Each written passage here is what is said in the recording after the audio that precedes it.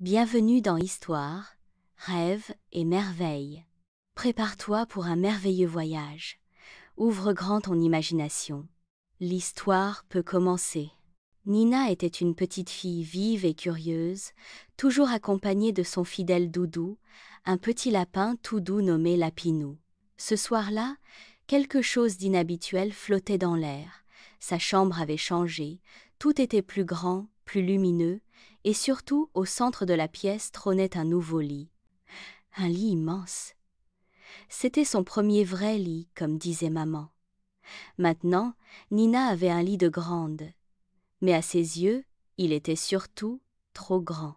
Les draps paraissaient infinis, les oreillers formaient des collines moelleuses, et la couette, parsemée d'étoiles argentées, ressemblait à une mer de nuages. Quand l'heure du coucher arriva, Nina grimpa dedans comme on entre dans un bateau.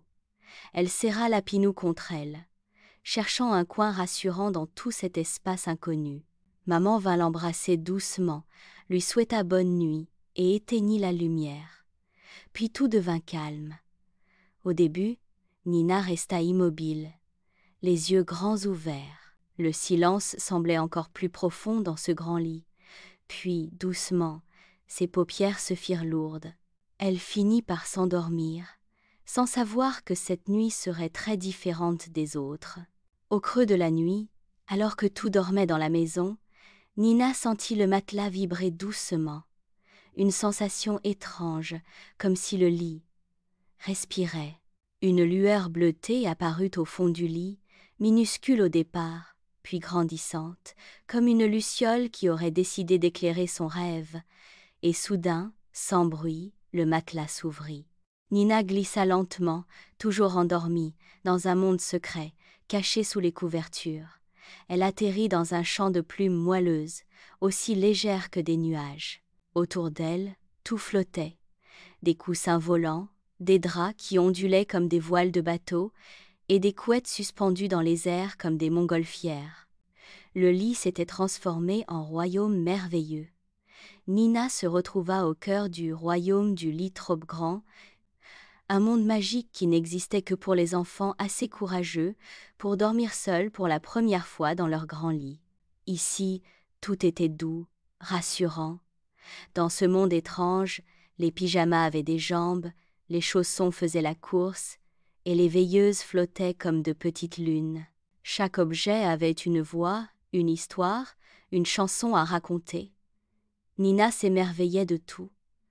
Au loin, elle aperçut un oreiller géant qui flottait lentement dans les airs. Il avait une forme arrondie, des yeux doux et un sourire paisible. C'était Aurélie, le gardien des rêves du royaume.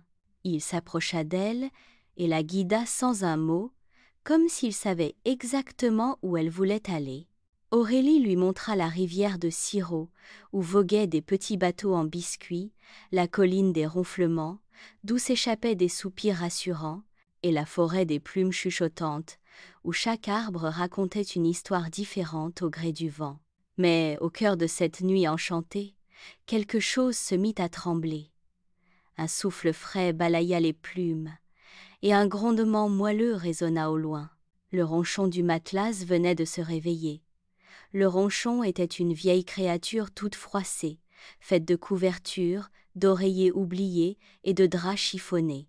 Il grognait doucement, fatigué d'être dérangé. Il ne voulait pas partager le lit.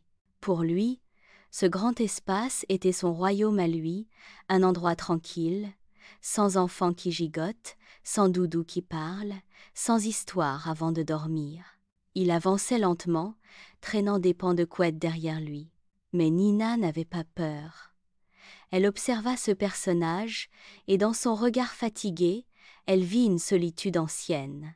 Alors, avec la gentillesse qui la caractérisait, elle s'approcha doucement. Elle ne parla pas, elle n'en avait pas besoin. Elle tendit simplement son doudou vers lui.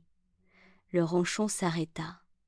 Il regarda Lapinou, puis Nina, et quelque chose changea en lui. Ses plis se détendirent, sa voix devint plus douce.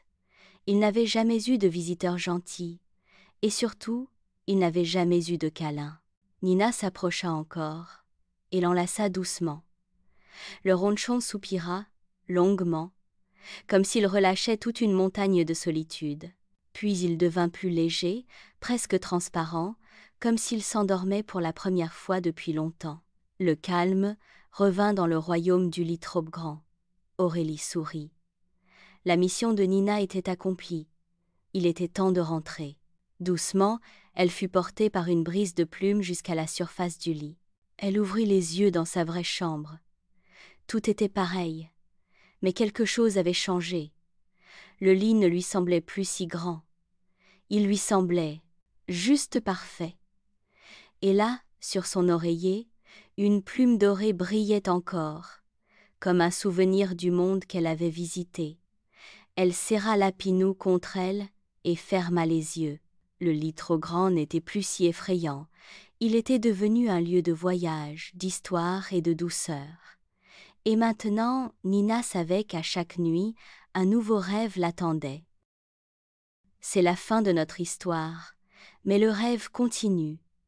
Un petit dessin magique t'attend dans la description. Si l'histoire t'a plu, abonne-toi et rejoins-nous pour de nouvelles aventures magiques d'histoire, de rêves et de merveilles. À très bientôt!